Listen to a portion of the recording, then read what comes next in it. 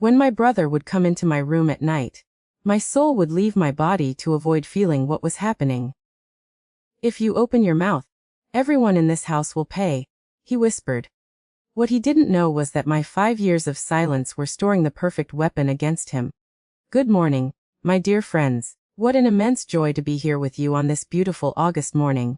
I'm Irene Adams, 73 years young, currently living in Biloxi, Mississippi, though I was born in a small town called Millfield in rural Kentucky. They say I'm one of those women who can't sit still, always cooking up something new, and I reckon they're right. You know what I love doing these days? Restoring antique furniture. That's right, my loves. This craft that seems like a man's job became my passion after I turned 60. I have a little workshop in my backyard full of tools, sandpaper, brushes, and paints. You should see how I get covered in sawdust with calloused hands. But my heart's so full of joy when I transform a piece headed for the dump into something beautiful again. I started this work when my husband passed away, going on 8 years now. I found an old dresser in the garage that belonged to his family. It was falling apart, riddled with woodworm. The kids wanted to throw it out, but I felt that wood still had life in it. I spent 3 whole months, stripping, sanding, treating, painting. It was as if each stroke of sandpaper was also smoothing the sharp edges of grief inside me. When I finished, I placed it in the living room and neighbors started bringing me their abandoned pieces.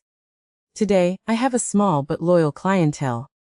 You know, people bring me broken chairs, forgotten side tables, china cabinets from grandmothers that nobody wants anymore.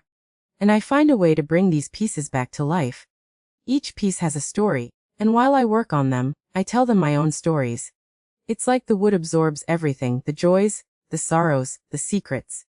I'm sitting in this rocking chair I restored from my mother's house. It turned out so beautiful with this honey tone I chose. And the cushions I embroidered match perfectly. Through the window I can see my herb garden.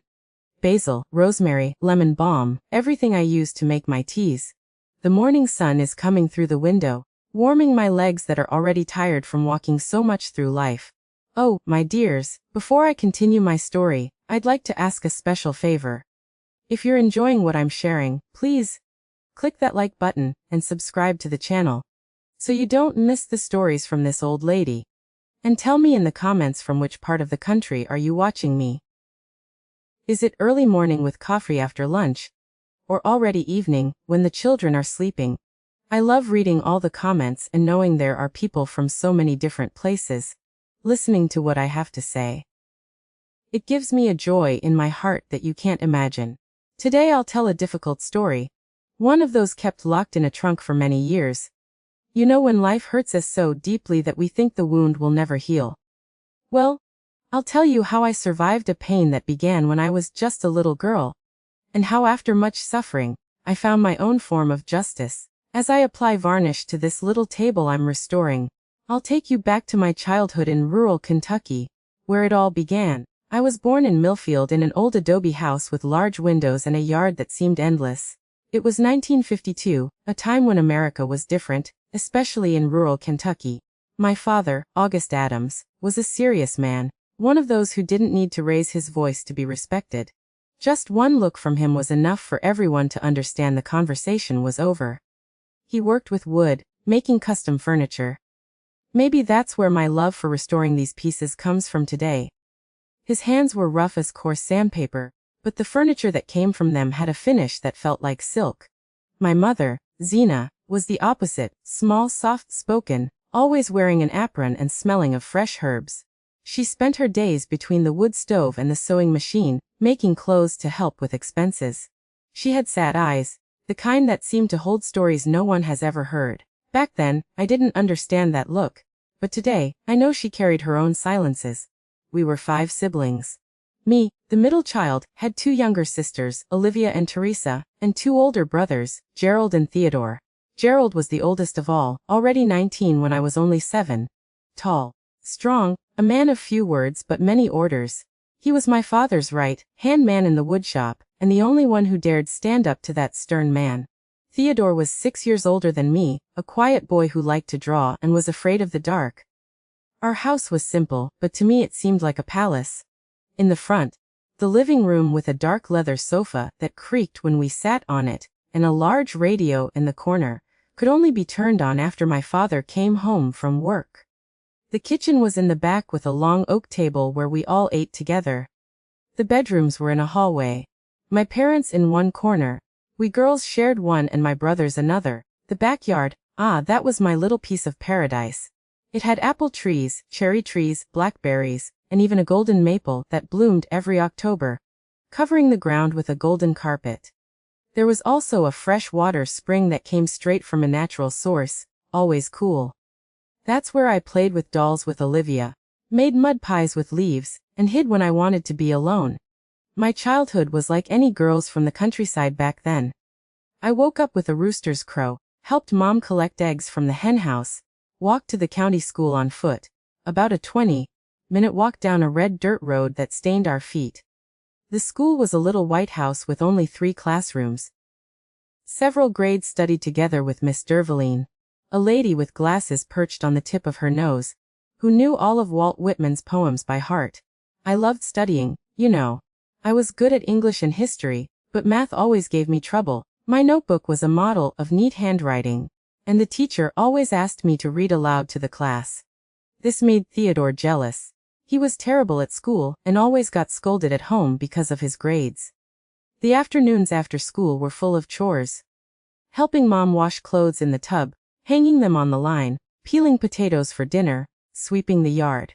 When there was time left, I joined the neighborhood girls, especially Gina and Ivy, to play ring around the rosy, jump rope, or jacks with stones we picked up on the way to school. The nights in Millfield were starry with a sky so clear, you could see the entire Milky Way, like a strip of spilled milk.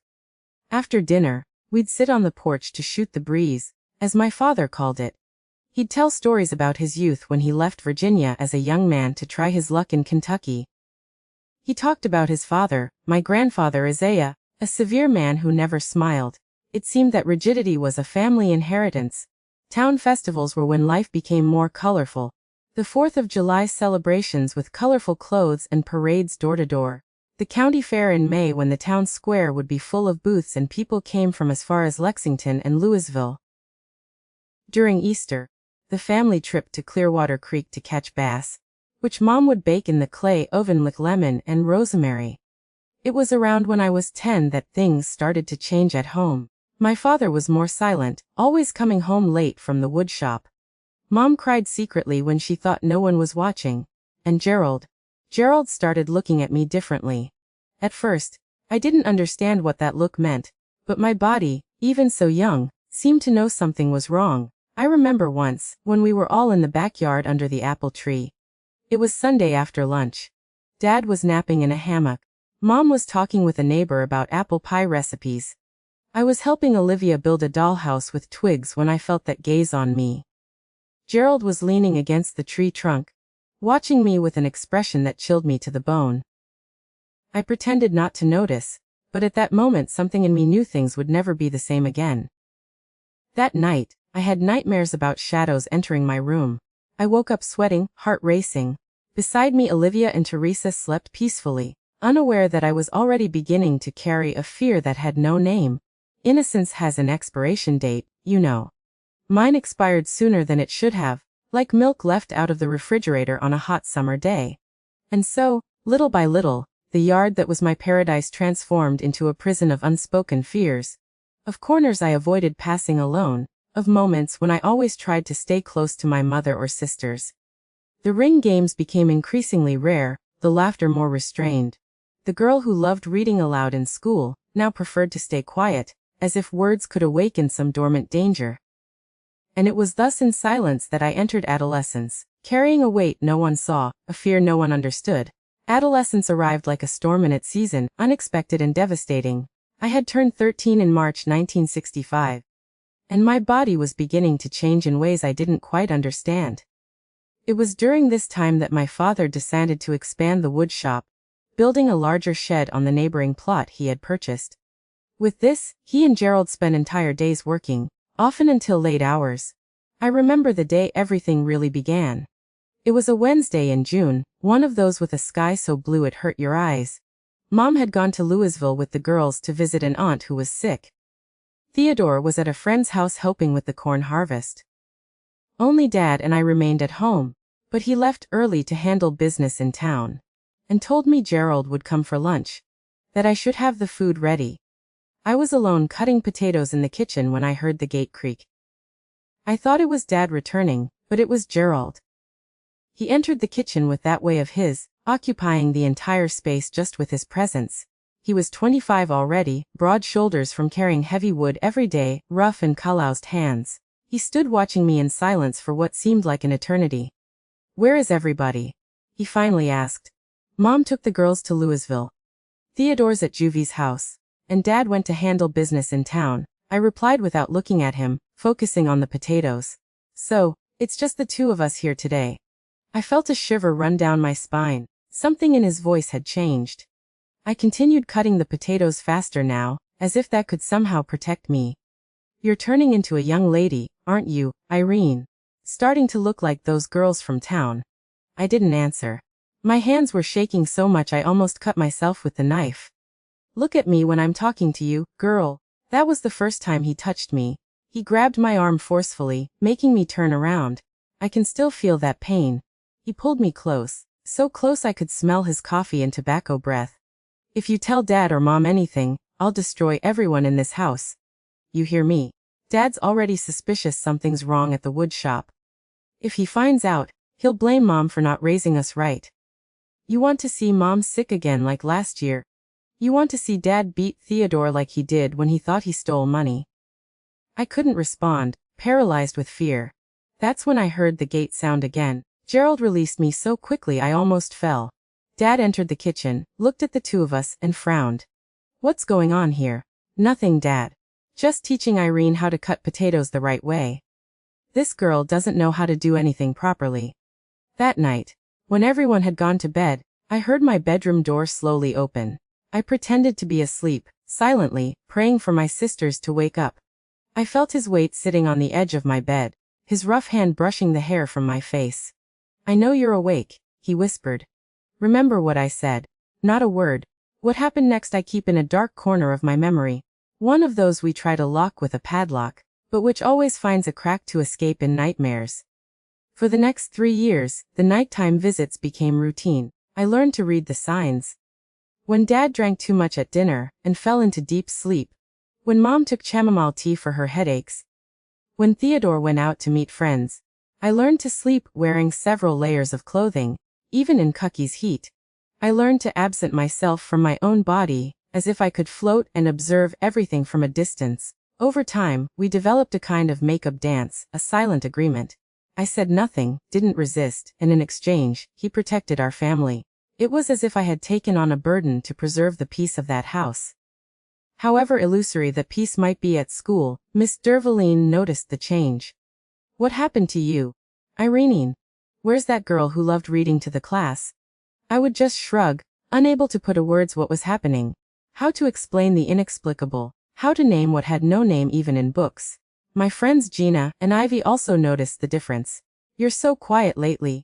You don't even want to play hopscotch or go fishing at Clearwater Creek anymore," they would say.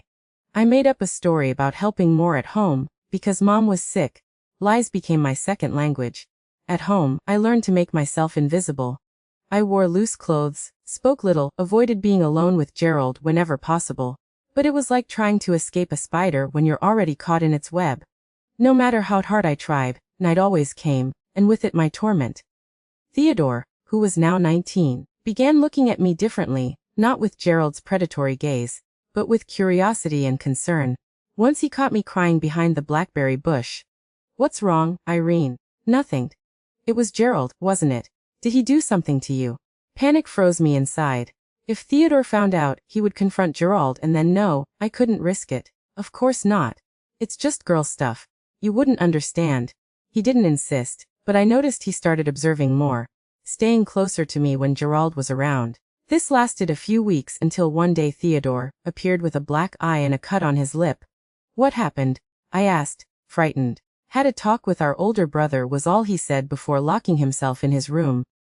After that, Theodore started spending more time away from home. coming back later and later, often smelling of whiskey.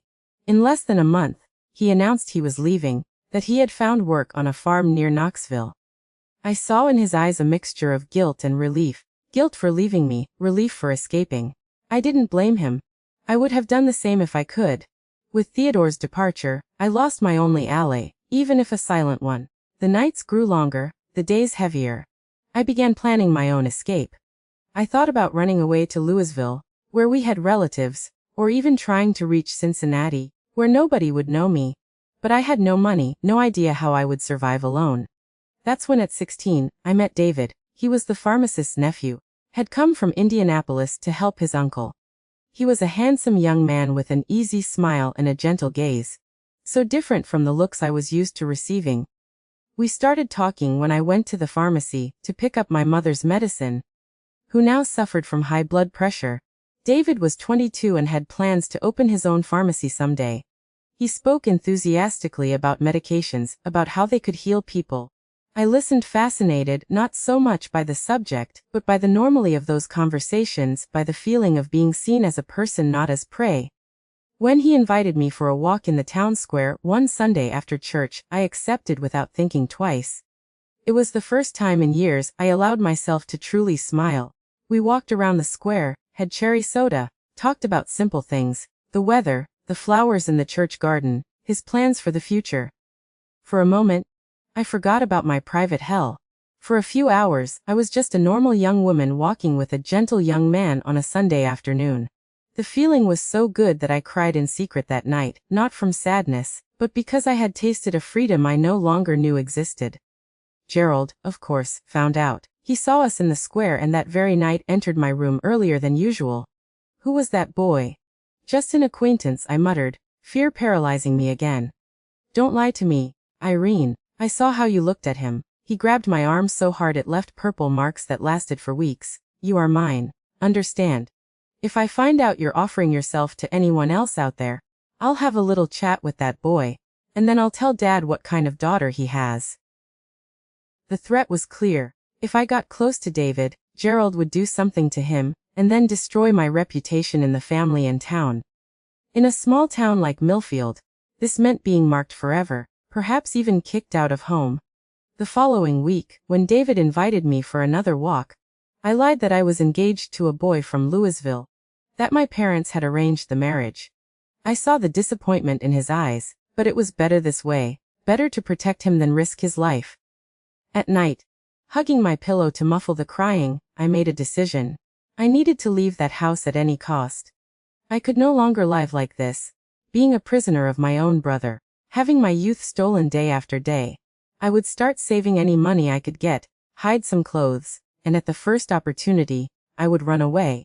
What I didn't know was that fate had other plans for me, plans that would begin to reveal themselves in less than a month, when I realized my body was changing in a way that had nothing to do with adolescence. In early 1969, when I turned 17, there was no more denying what was happening to my body. My dresses were starting to get tight at the waist. My breasts hurt. And in the morning, I felt a nausea that made me run to the backyard and vomit hidden behind the apple tree. For weeks, I tried to fool myself, telling myself it was just some passing illness, maybe worms or indigestion, but deep down I knew. I had learned enough from the whispered conversations among the town girls, and from what I saw happen to married women to understand the signs. I was expecting a child from my own brother. Just thinking about it, I felt such dizziness that I had to hold on to walls to keep from falling. One afternoon, while washing clothes in the tub, my mother looked at me differently. Her eyes, always sad, now had a gleam of concern that frightened me. You look different, girl. Eating too much. I averted my gaze, scrubbing hard at a stain on one of my father's shirts. No, Mom. I'm normal. She came closer and placed her hand on my face in such a rare gesture of affection that it almost made me cry. Is there something you want to tell me, Irene? For a second, I almost weakened, almost let it all out. The years of abuse, the nights of terror, the child now growing inside me. But then I remembered Gerald's threats, what he could do to my family. And more than that, I remembered my father's look, that severe look that judged everything and everyone. What would he do if he knew? He would certainly throw me out of the house, maybe even worse. And my mother, with her weak heart, could she bear such distress? It's nothing, Mom. I'm just tired. She looked at me for a few more moments, as if she could see through my lie, but didn't insist. She just sighed in that way of hers, and returned to the kitchen. At that moment, the part of me died. The part that still believed someone could save me. That night, Gerald entered my room as usual. My sisters slept deeply, exhausted after a day helping with the rice harvest. He sat on the edge of the bed, and I noticed he had been drinking. His breath revealed the whiskey. "You're different," he said, running his hand over my belly. I tried to move away, but he held my arm. There's something here that wasn't before. Fear paralyzed me. If he found out, what would he do? The child was proof of what he had done to me all these years. It's just wait. I've been eating more lately. He laughed. A low and cruel laugh that still echoes in my nightmares today. You think I'm stupid, Irene? You think I don't know to recognize a pregnant woman's belly? Silent tears ran down my face. There was no more hiding. And what are you going to do? I asked, my voice almost gone. He remained silent for a while, just watching me in the dim room. Then he got up and walked to the door. That's your problem. But if anyone finds out who the father is, you know what will happen. In the weeks that followed, I lived in a state of constant despair. Each passing day made it harder to hide my condition. I started wearing looser dresses, tight bands around my belly, anything to disguise what was happening. But soon it would be impossible to hide not just the pregnancy but also the shame, the sin, the abomination I carried. One night I woke up with strong pains in my belly. I thought I was losing the baby, and in a moment of terrible clarity, I realized I felt relief. What kind of monster was I becoming to wish for the death of my own child? But the pain passed and the baby remained there, growing as living proof of my torment. That's when I decided I could no longer stay in that house.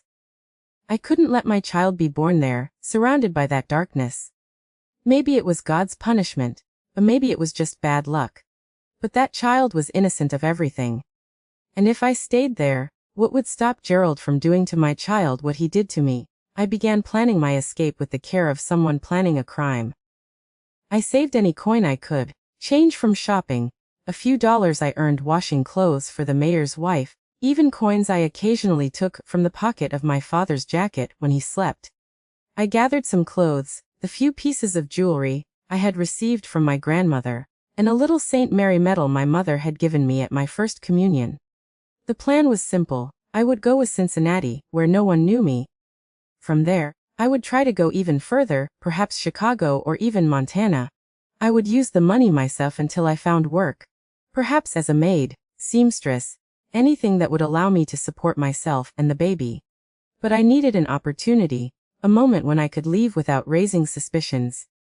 And most importantly, I needed to leave before my belly got too big to hide, before the shame became public. And I was marked forever, as the fallen girl of Millfield. The opportunity arose when I learned there would be a church excursion to the National Cathedral in Washington, D.C. For the 4th of July celebrations, several girls from town would go, accompanied by the sexton's wife, Mrs. Norman. I convinced my mother to let me go, arguing that I needed to pay a promise for having passed the school year. "Since when are you so devout, girl?" she asked, suspicious. "People change, Mom. I want to ask forgiveness for my sins." This wasn't a lie. I carried so much guilt that sometimes I thought I would suffocate under the weight of it. Part of me believed I deserved what was happening, that somehow I had provoked Gerald. These were confused thoughts from a girl who had no one to talk to, no one to tell her the fault was never mine. On the eve of the trip, Gerald cornered me in the woodshed.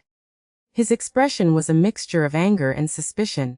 "What's this story about going to Washington?" "I'm going with the church excursion." "Everyone's going. And if someone notices your belly, have you thought about that?" "I'll wear loose clothing. No one will notice, it's just 3 days. He grabbed my arm so hard it left purple marks. "If you try anything funny, if you tell anyone, I won't tell anything. I just want to pray, ask forgiveness." He released me, pushing me against the woodpile. "You have nothing to be forgiven for. I'm the one who needs forgiveness. But God abandoned me a long time ago." It was the only time I saw something like remorse in his eyes. It lasted only a second before the mask of coldness returned to its place. On the morning of departure, I packed my small bundle of clothes, and the few belongings I would take with me. At the bottom of the bag, I hid all the money I had saved. It wasn't much, but I hoped it would be enough to start a new life. My plan was simple. Arriving in Washington, I would find a way to separate from the group and catch a bus to Cincinnati. I said goodbye to my mother with a longer hug than normal.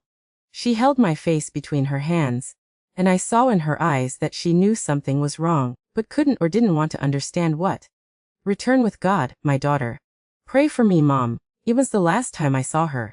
Even today, so many years later, I wonder if she ever understood why I left. If she ever managed to put together the pieces of the puzzle I left behind. On the way to the church, where the group would gather for the trip, I passed through the central square. It was early. The sun had barely risen, and the town was still asleep. I looked at the houses, the dirt roads, the band where I had played so many times as a child.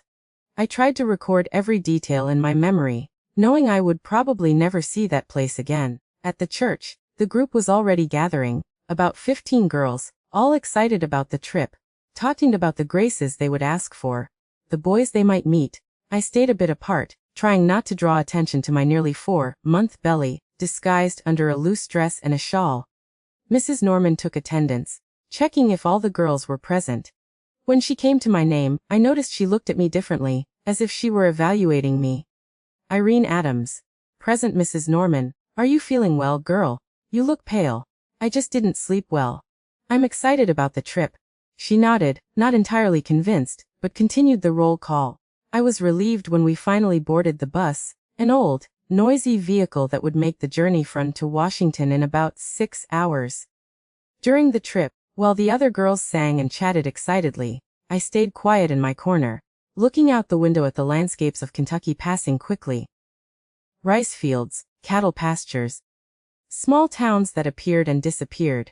Each mile took me away from the hell that had been my life in recent years, and brought me closer to an uncertain future, but one I hoped would be better.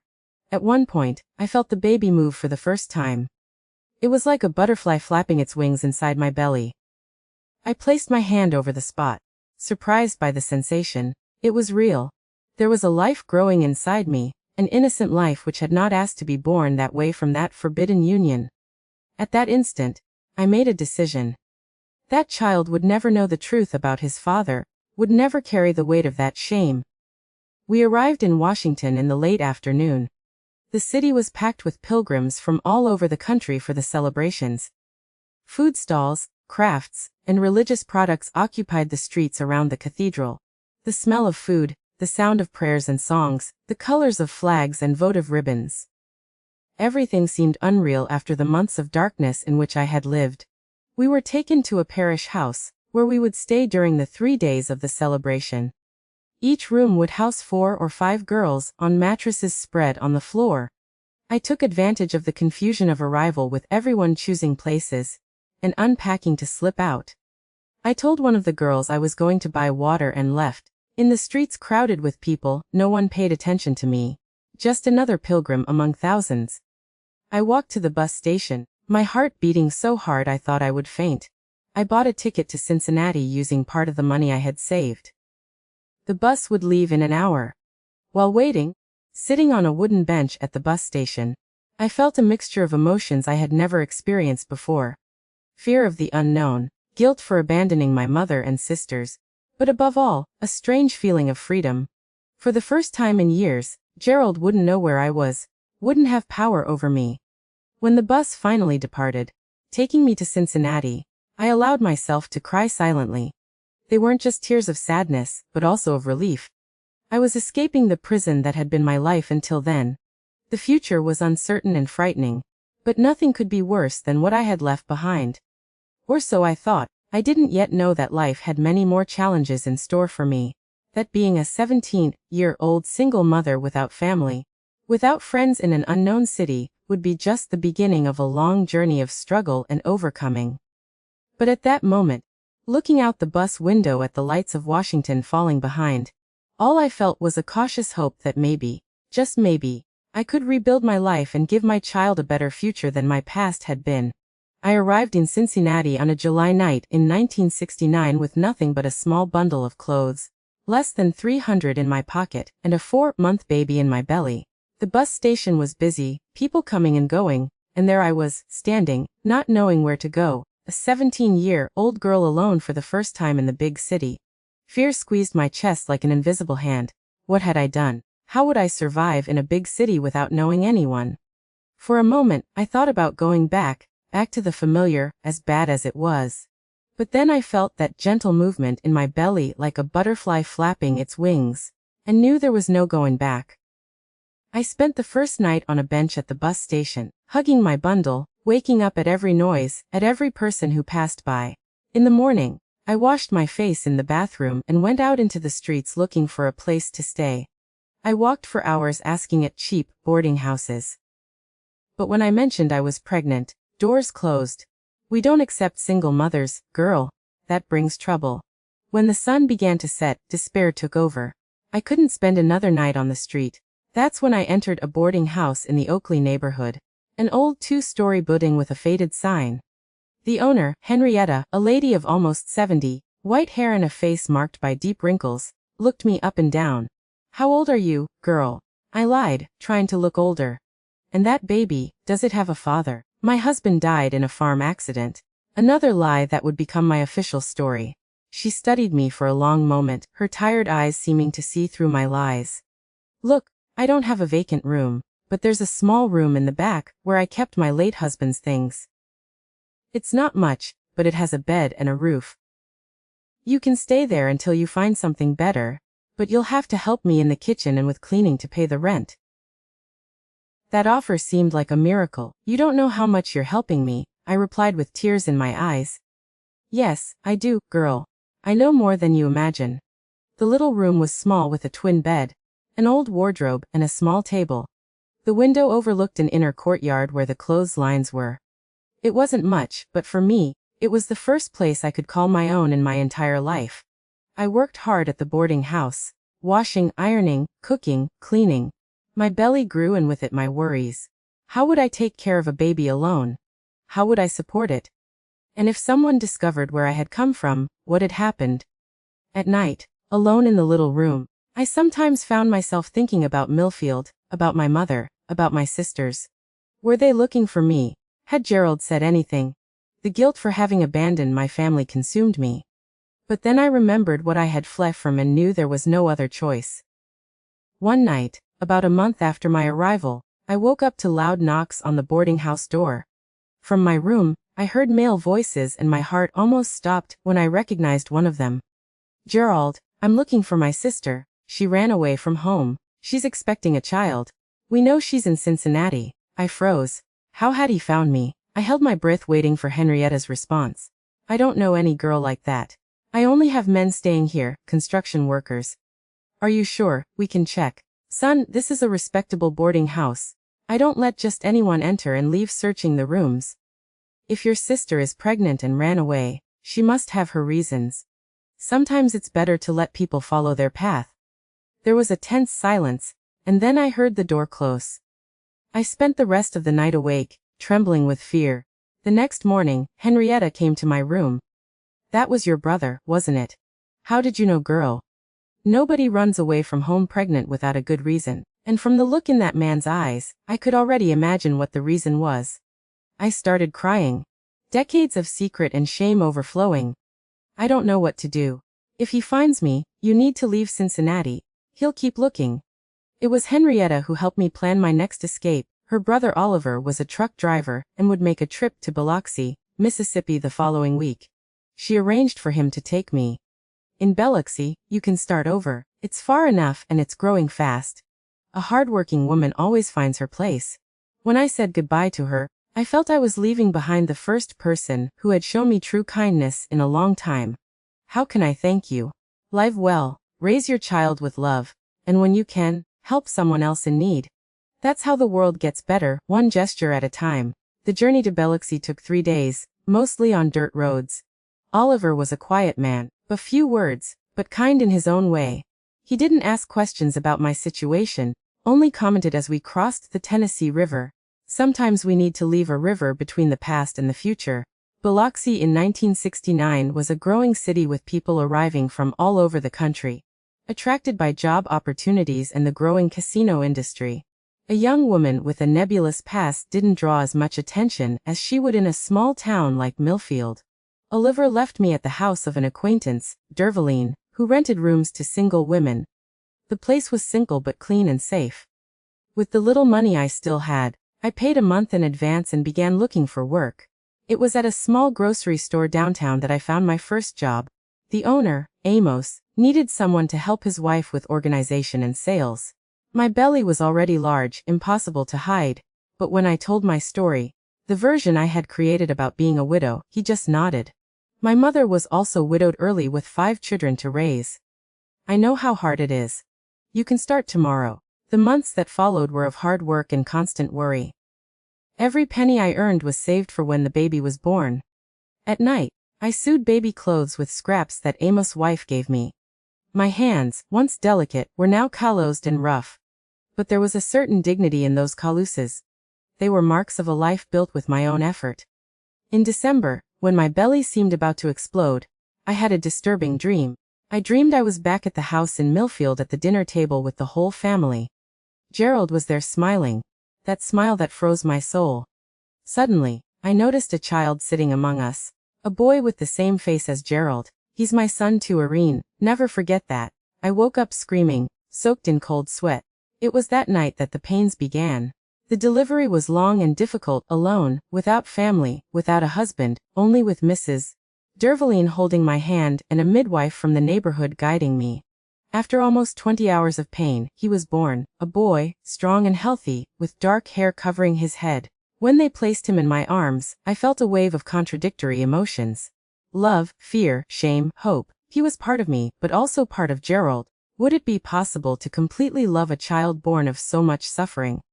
The answer came when he opened his eyes and looked at me for the first time. At that instant, I knew I would do anything to protect him, to ensure he never knew the truth about his origin, to ensure he never carried the weight that I carried. "What will you name him?" asked Mrs. Dervaline. "Daniel," I replied without hesitation. It was the name of the prophet in the Bible who had survived in the lion's den. My son would also have to be strong to survive in this world. The first months with Daniel were the hardest of my life.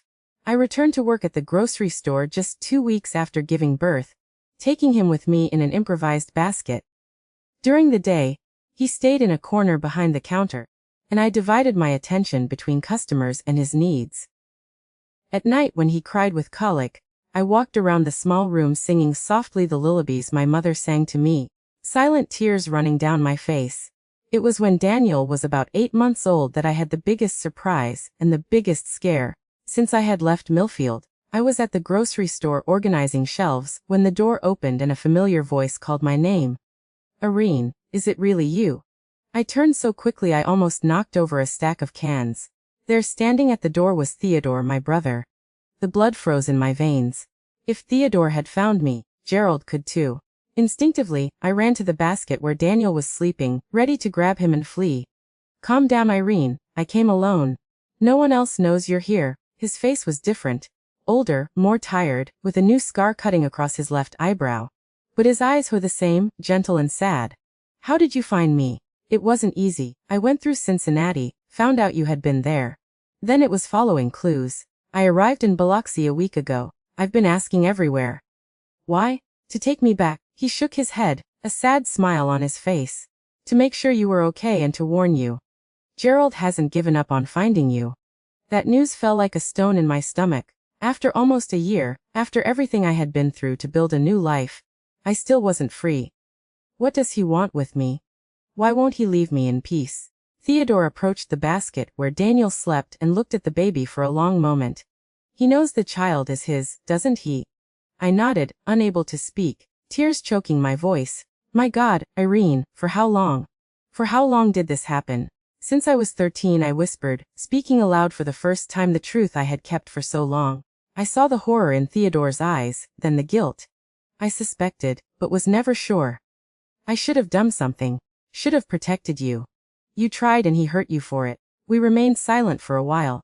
2 siblings united by the terrible secret we now shared. Finally he spoke. You need to leave again, Irene. Gerald has contacts. People who help him search. Biloxi isn't far enough. I can't. I don't have any more money. I have Daniel now, a job. I can't just disappear again. Theodore took an envelope from his pocket and placed it on the counter. It's all I managed to save. It's not much, but it should help. Go north to Minnesota or Montana, places where it's harder to find you. And you? Aren't you afraid of what he might do to you for having helped me? I'm not going back to Millfield. I'm going to Mexico to work in the oil fields. He won't find me there. Before leaving, Theodore hugged Daniel, who'd woken up and was watching us with curious eyes. He looks like you, said my brother, but we both knew it wasn't true. Daniel had the same eyes as Gerald, the same face shape. At the door, Theodore turned one last time. You're stronger than all of us, Irene. You always were. After he left, I took Daniel in my arms and hugged him tightly, crying silently. The fear that had diminished in recent months returned with full force. The idea of Gerald finding my son, somehow becoming part of his life, was unbearable. That night, lying in bed with Daniel sleeping beside me, I made the hardest decision of my life. I would run no more. I was tired of running, of looking over my shoulder, of living in fear. If Gerald found me, I would face the consequences. But Daniel would never know the truth, would never suffer the weight of the shame and horror that was his true origin. And that's how I began to build the story I would tell Daniel when he was old enough to ask about his father. A story about a good man who had died before he was born, a man who would have loved him if he were alive.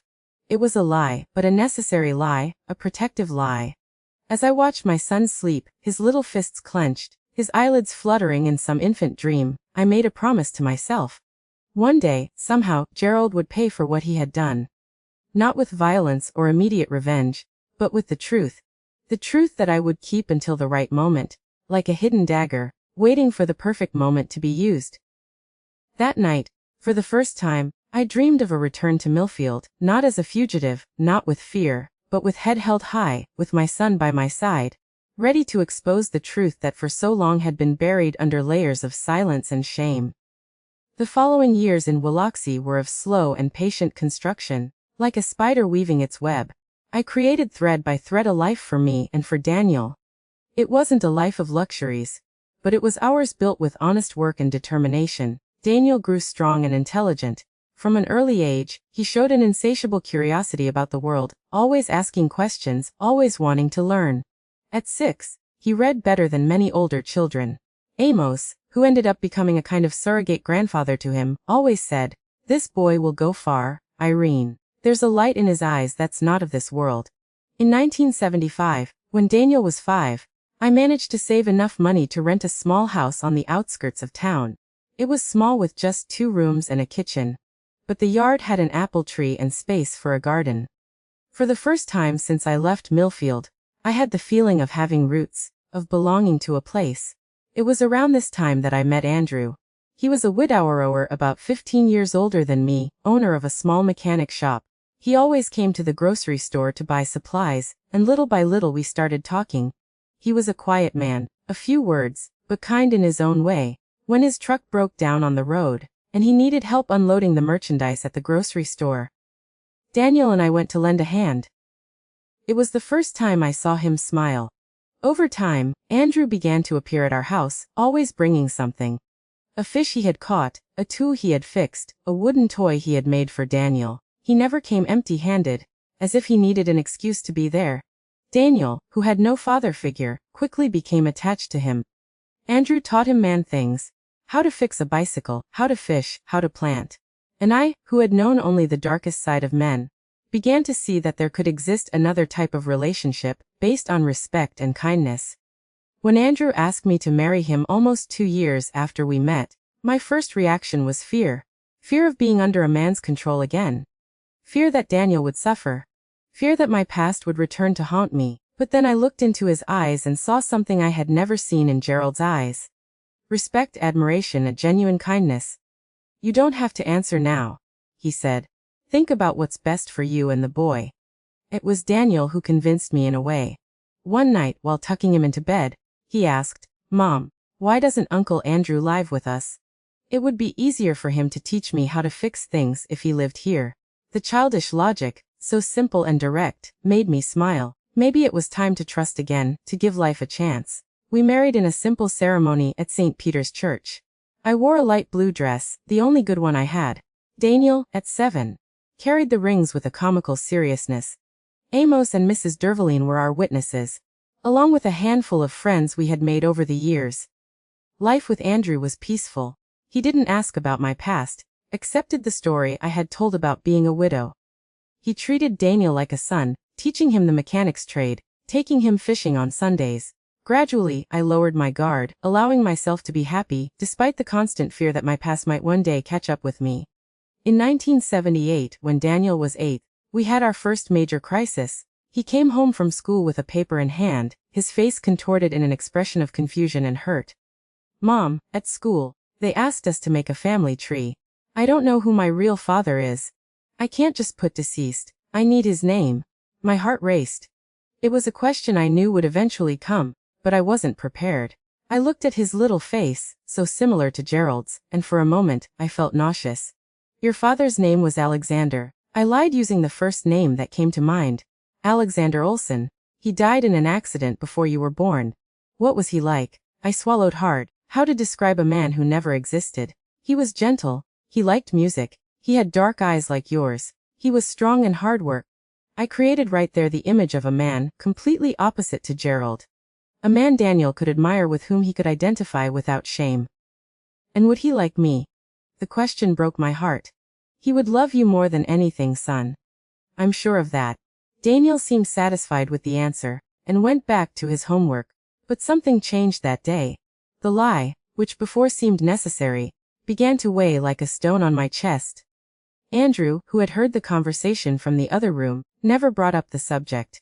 He just hugged me tighter that night, as if he understood the weight I carried. The years passed. Daniel grew, transforming into a tall, slender young man with the same intense gaze as Gerald, but without the cruelty. He was good in his studies, respectful, helped in Andrew's shop after school. Sometimes looking at him, I wondered how something so good could have emerged from so much suffering. In 1986, an unexpected event changed the course of our lives. I was at the market I now managed. Amos had retired and sold me the business on very favorable terms, when a woman entered. Something about her seemed familiar, though I couldn't identify what. She walked around the market, picking up a few items, and when she came to the checkout, she looked at me with an expression of shock. Irene Adams. My blood froze. No one in Biloxi knew me by that name. I had adopted Andrew's surname Olson when we married. "I'm sorry, you must be mistaking me." "No, I'm sure it's me, Olivia, your sister." The world seemed to spin around me. Olivia, my younger sister, now an adult woman, was there in front of me. For a moment, I was without reaction, unable to decide whether to hug her or flee to the back of the store. How did you find me?" "I didn't find you. I came to Biloxi 2 weeks ago. My husband was transferred to the bank here. I didn't even know you were here." "My God, Irene, we thought you were dead." Tears were running down her face, and I found myself crying. 17 years had passed since I fled Millfield, 17 years without news from my family. "Mom, is she still?" "Yes, she's still alive, but very sick, her heart. She never recovered after you disappeared." I closed the market early that day and took Olivia home. On the way, I explained about Andrew, about how I had built a life in Biloxi. I didn't mention Daniel, not yet. First, I needed to know more. Understand what had happened Millfield after my departure. Seated in my kitchen with a cup of coffee between us, Olivia told me everything. How they had searched for me for months after my disappearance in Washington. How the police had been involved. How they had thought I had been kidnapped, or worse. Gerald was the one who insisted most on looking for you. He would leave for weeks, return discouraged, leave again. He seemed obsessed. I felt a chill down my spine. "And how is he?" "Well, very well actually. After Dad died in 1975, he took over the wood shop, expanded the business, now has 3 stores in Millfield, Louisville, and Lexington, married the mayor's daughter, has 2 children. He's a respected man in town." The injustice of it all hit me like a punch in the stomach.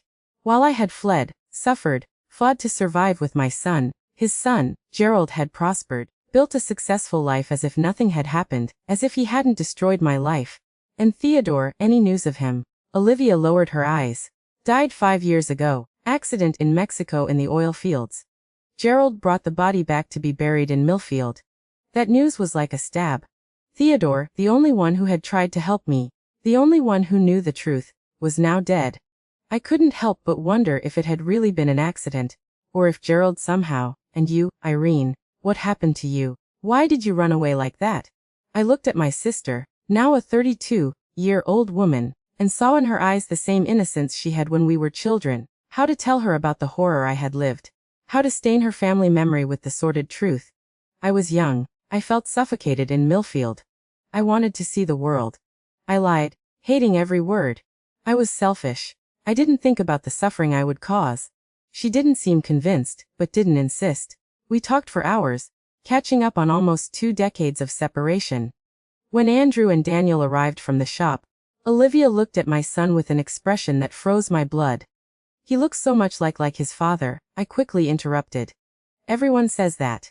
That night, after Olivia left with promises to return and keep in touch, I told everything to Andrew. Everything. Not the version I had created for others, but the raw and painful truth about Gerald, about the abuse, about Daniel's true origin. It was the first time I spoke openly about it. And the words came out like poison, burning my throat. Andrew listened in silence, sitting at the kitchen table, his knuckles white from the force he was using to contain his anger. When I finished, exhausted and empty, he simply said, "No one will touch you or my son while I'm alive. My son, not your son or the boy, but my son." At that moment I loved Andrew more than ever. In the days that followed, Olivia returned several times. She brought news from Millfield, family photos, stories from the last years.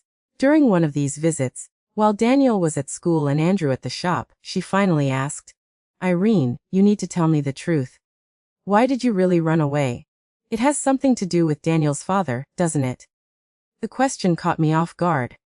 For a moment, I thought about continuing to lie, to maintain the story I had created, but I was tired of lies, tired of carrying that secret alone. "Yes," I answered, my voice almost a whisper. "It has everything to do with his father." "Who is he?" "Someone from Millfield." I looked into my sister's eyes, seeking strength to tell the truth. But I couldn't. Not yet, maybe I never could. "It was someone who hurt me badly, Olivia. Someone I feared. That's why I ran away." She nodded slowly as if she already suspected something like this. "It was someone from the family, wasn't it? Someone from inside the house." I felt the tears running down my face and didn't answer. I didn't need to. The silence was answer enough. Olivia hugged me, crying too. "I'm so sorry, Irene. I'm sorry you went through this alone." That night I made a decision. I would run no more. I would not hide. Millfield was my past, but I would not allow Gerald to control my future as well. If he ever found me, I would be ready. And that's how I began planning my true liberation.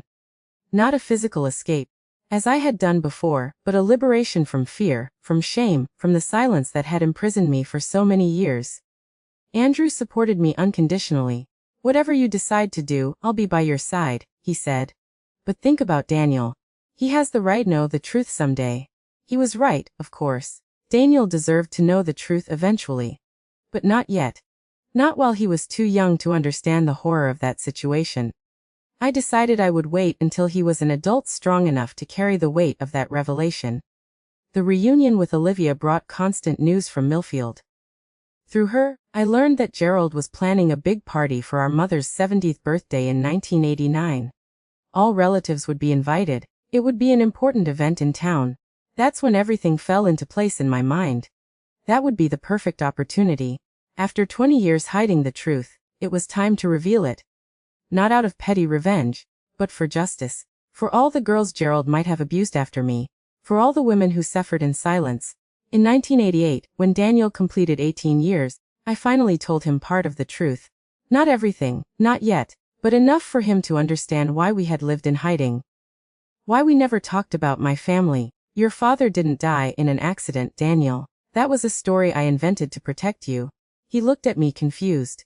"Then who is my father?" "Someone who hurt me badly. Someone I ran away from to protect you." Daniel had always been a sensitive young man, able to read between the lines. I saw in his eyes that he understood, at least in part, what I wasn't saying explicitly. "Is that why we never went back to your town? Because of him? Yes. But now you're an adult. And it's time for some truths to come to light. Not all. Not yet. But some. I told him about Millfield, about my escape, about the reunion with Ovia. I told him about my mother's birthday, which would happen the following year, and how I intended to return to introduce him to the family. Will he be there, my biological father? Yes, and it will be the first time he sees you. Daniel remained silent for a long time, processing all that. Finally, he took my hand and said, "Whatever you need from me, Mom, I'll do." In the months that followed, we prepared everything meticulously. Olivia would be our accomplice, ensuring we received an invitation to the party without revealing to anyone that I was alive and would return. Andrew insisted on going with us to protect us in case something went wrong. On the eve of our departure to Millfield, Daniel found me sitting on the porch looking at the stars. "Mom, I need to ask you something, and I need you to be honest." I nodded, heart racing. "My father, he's someone from your family, isn't he?" The question hit me like lightning. How did he know? Had Olivia said something, or had it been the resemblance he saw in the family photos she had brought? "Why do you think that?" "The things you said, the way you ran away, the fear, and there's more." I looked at the photos that Aunt Olivia brought. "There's a man there, your older brother. We look alike." I closed my eyes, unable to answer immediately. When I opened them again, Daniel was kneeling beside me, holding my hands. "You don't need to say anything else, Mom. I already understand, and it doesn't matter who my biological father is. Andrew is my real father, the only one who matters." I hugged my son, crying silently. He knew, or at least suspected, but still didn't fully understand the horror of the situation. And perhaps that was good. Perhaps he would never need to know all the sordid details. The next morning, we left for Millfield. 20 years after I had fled, I was returning no longer as a frightened girl, but as a strong woman, accompanied by my son and by the man who had taught me that not all men were like Gerald. And so on March 15, 1989, I returned to the town that had been my prison, ready to face the man who had been my jailer, armed with the truth as my only weapon. Today in August 2025, I am 73 years old, sitting on the porch of my house in Biloxi, where I've lived for more than 5 decades. Time has brought wrinkles to my face and silver to my hair, but it has also brought peace to my heart. When I look back at the long road I've traveled, I feel proud of the woman I've become, despite everything, or perhaps because of everything, I've lived through. After that day in Millfield in 1989, many things changed. The truth, when it finally came to light, was like a storm that devastates everything, but also clears the air. For years, I carried the weight of that secret like a stone on my chest. When I finally released it, I could truly breathe for the first time. Daniel is 55 now, a grown man with gray at his temples and expression lines that tell stories of laughter and concerns. He graduated as a mechanical engineer, perhaps influenced by the years working in the shop with Andrew, and today has his own industrial maintenance company in Biloxi. He married Elaine, a math teacher he met in college, and they gave me 3 wonderful grandchildren. Lily, 28, who has already made me a great-grandmother to little Henry. 3, Matthew, 25, who is finishing his master's degree in Boston, and Julia, 22, the youngest, who inherited my taste for restoring old things, and is always here helping me in the workshop. My Andrew left us 7 years ago, a victim of cancer that consumed him slowly. We were together for more than 40 years, and there wasn't a single day when I didn't thank God for having found him.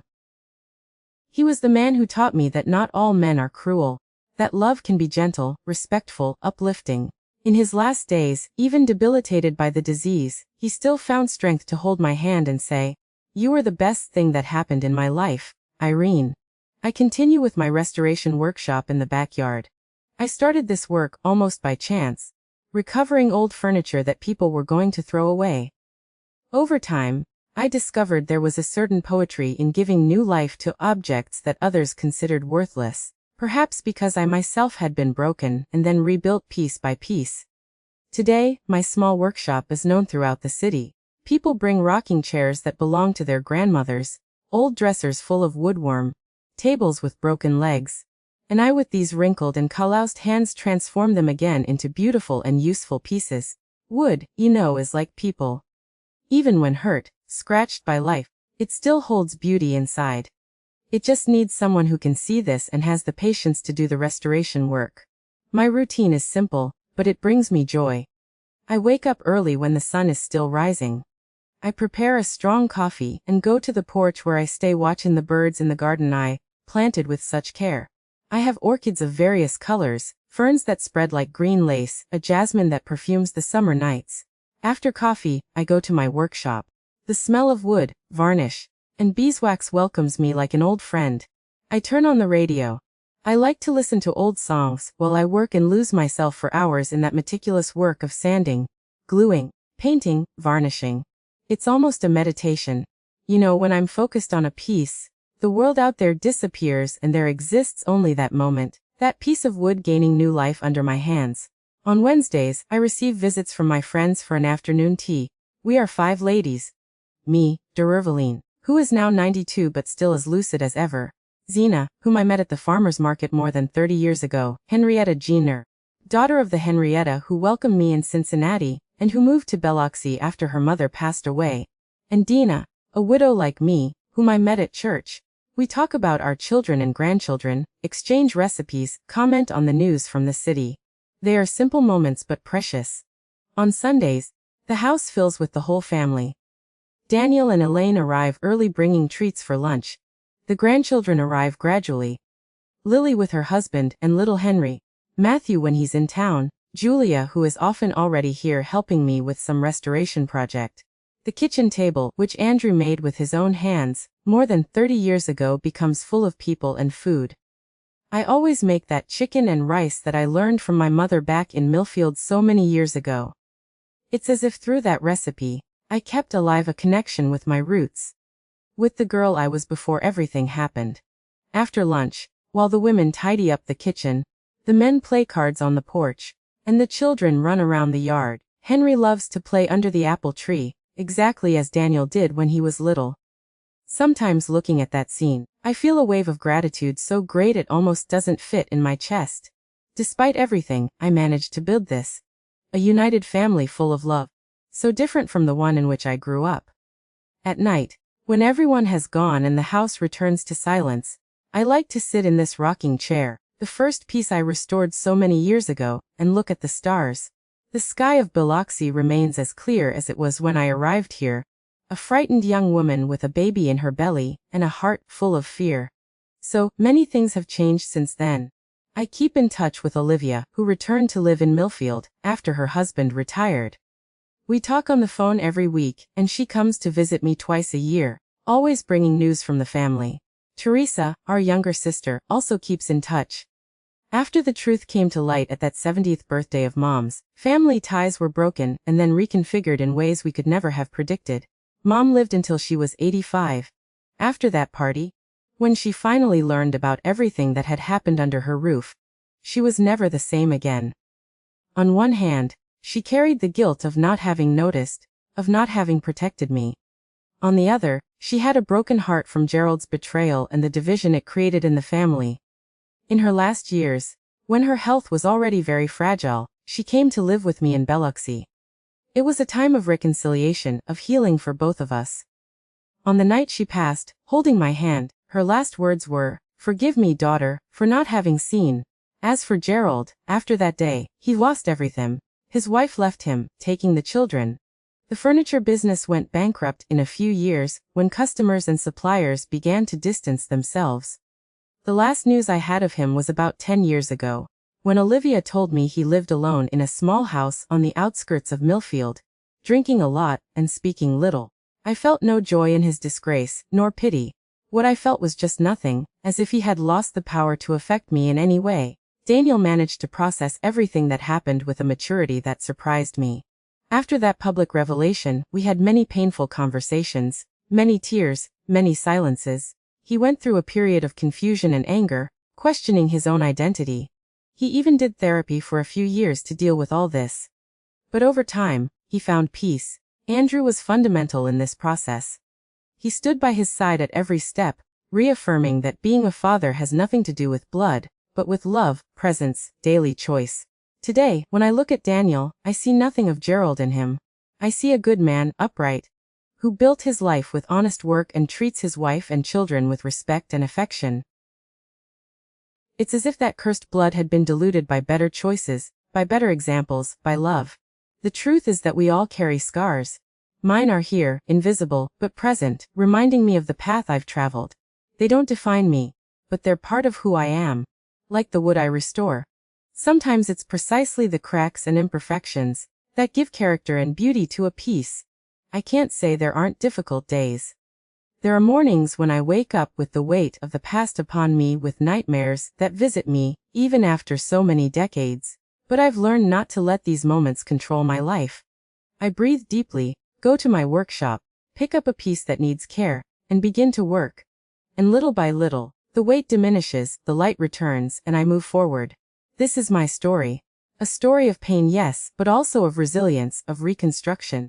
Of love found in the most unexpected places. A story about how we can be broken to the last piece, and still find a way to recompose ourselves. Different from what we were before, but whole in our own way. And here I am, Irene, 73 years old, sitting on the porch of my house of Myloxy, looking at the sunset that paints the sky orange and pink. Tomorrow will be another day. I'll wake up early, make my coffee, go to the workshop where old chair waits for my hands. Life goes on, simple and precious, one day at a time. My dear ones who have accompanied me this far, I need to tell you what happened that day in Millfield in 1989, when I entered the 70th birthday party of my mother with Daniel by my side and Andrew right behind. The entire hall fell silent. Mom fainted upon seeing me. Gerald, who was beside his wife and children, turned white as paper. The moment I had waited for 20 years, finally came when Daniel stood face to face with Gerald. The resemblance between the two was undeniable. Same eyes, same face shape, same posture. I didn't need to say anything.